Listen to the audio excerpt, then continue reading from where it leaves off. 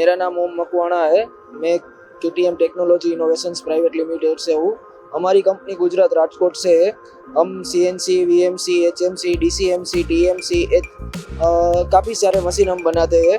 हमारा machine export भी होता है और गवर्नमेंट में भी चलता है हमारा मशीन। और यहाँ पर हमको स्टॉल लगाने से बहुत अच्छा लगा।